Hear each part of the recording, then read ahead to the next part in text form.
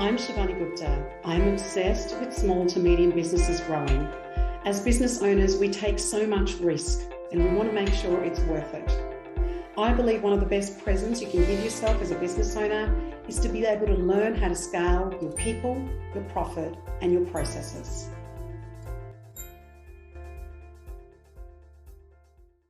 Hello, everybody, and welcome to Grow Your Business podcast. Today, I want to talk about strategies to improve diversity and equity and inclusion in the workplace, or DEI as it's better known. Now, this is a topic that's been very hotly debated for a long time, but more and more small to medium businesses are realizing that diversity and inclusion is not just for the big corporates. It is also for the small to medium business, and it is so important to get that part right. And for that to get right, there's a lot of focus required by founders and leaders. So let me talk about firstly, the first strategy is to actually make diversity and inclusion as part of your core strategy so that it's not something that's seen as something separate. It is seen as absolutely in there.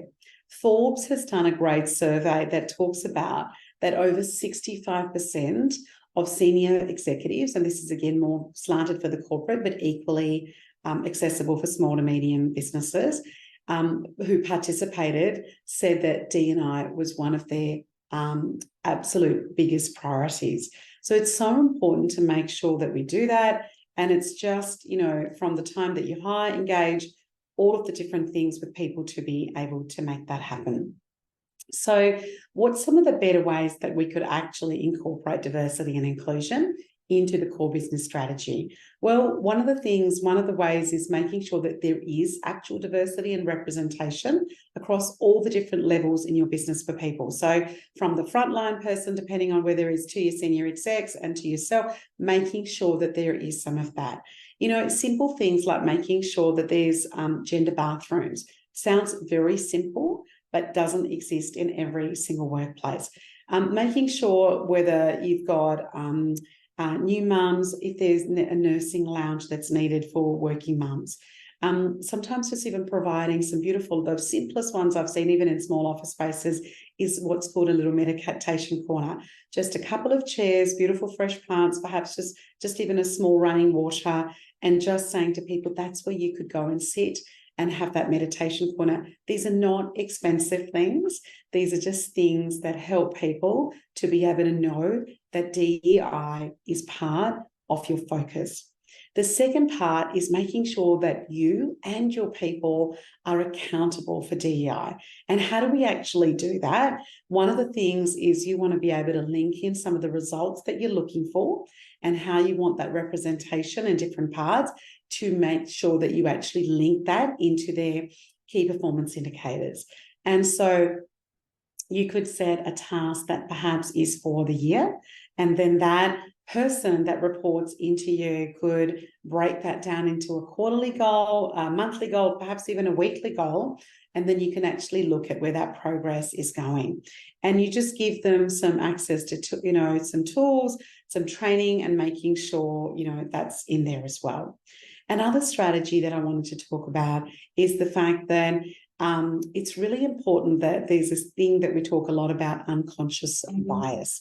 For example, we assume that we will look at every candidate that applies to our roles, but you know what?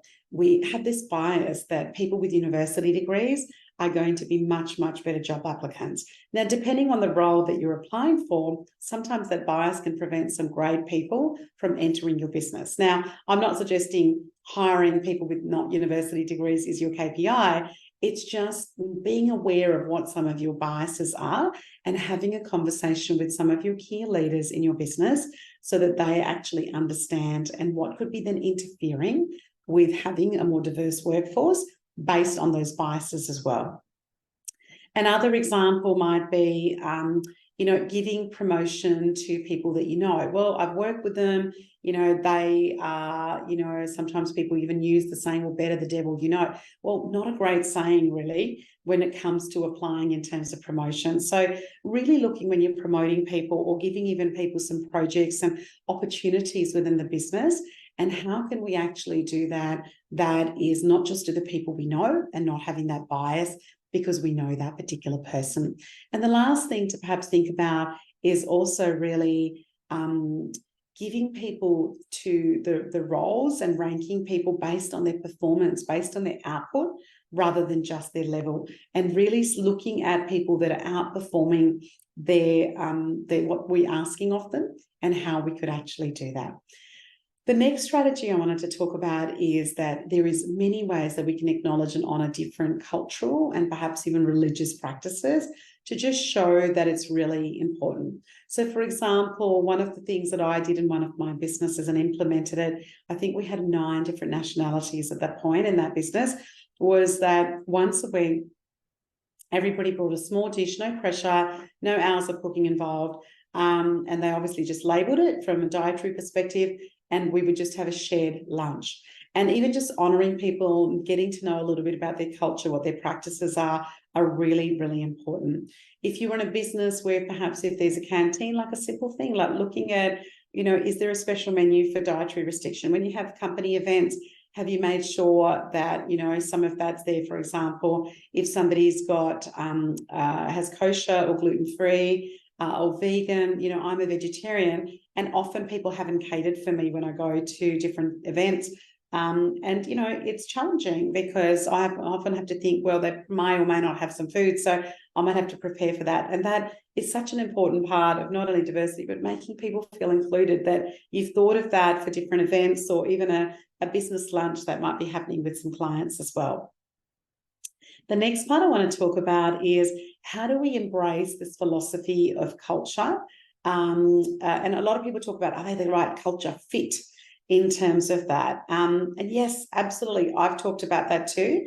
And I've talked about that in a previous podcast. But I want you to also look at this word that's come out that I read a few weeks ago called culture add. And what does culture add actually means? It actually says that it's more of a philosophy that says we accept people of all backgrounds, all demographics, allowing, for example, employees who may talk you might have a couple of people that are from the same nationality, allowing them to talk in their mother tongue if they wanted to, hiring translators if you needed to, looking at people that have got different backgrounds and generational backgrounds to be able to do that. The next strategy I'm going to mention might be a little bit controversial, and sometimes people get, a little bit worked up about that. And, how can we be transparent? And if you don't want to be completely transparent, how can we be more transparent with pay rises? And so we know the pay inequity around female workers and male workers. This number, unfortunately, hasn't changed a lot. And there's still usually somewhere between a 17 to a 25% pay gap, so that the female workers earn only up to 0.75 of the dollar that a male earns. And that pay gap does increase, unfortunately, according to research, the higher up the roles go. So making sure that there's no discrimination, whether it's in wages, whether it's based on gender or race or ethnicity. I know it's been illegal for a long time, but there's still a lot of that happening, and particularly women of colour are prone to be able to be more affected by this as well. And, I've also been on the coaching end of coaching certain female leaders who found out that there's a massive pay gap between themselves and their colleague who've got the same and sometimes even less experience, and that was very upsetting for them. And a couple of those women have actually resigned from those roles. So, when it comes to our businesses, when it comes to whether you're a founder of a business or a leader in a business, it's so important to make sure that we don't have some of those pay gaps as well. And the last thing I wanted to talk about is the fact that we want to actually start measuring DEI efforts and communicating them. And so, for example, Nielsen hired a CEO called David Kenny, who came in as the CEO, but came in as the Chief Diversity Officer. And so one of the things that David did was to be able to set some targets, so that how could we actually measure them, also measure them in their financial results as well, and making sure that we can actually improve on them. So if we're moving the needle, then let's at least start measuring where that is, whether it's through some certain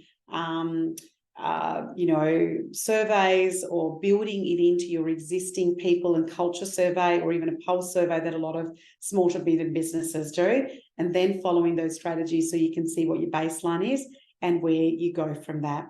I always appreciate you joining me on this podcast. Thank you so much for joining me. If you've got any questions, remember that the website is called askshivani.com.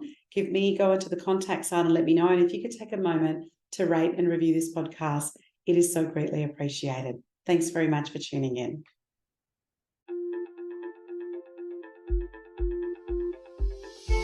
I'm Shivani Gupta, and you've been listening to the Grow Your Business podcast.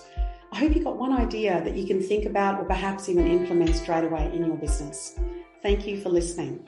Follow me on Facebook, Instagram, and LinkedIn under Ask Shivani. Remember, I call it Ask Shivani, so please send me your questions that I can address in this podcast for you. And I would also so appreciate if you went to the Apple Podcast to rate and review this podcast.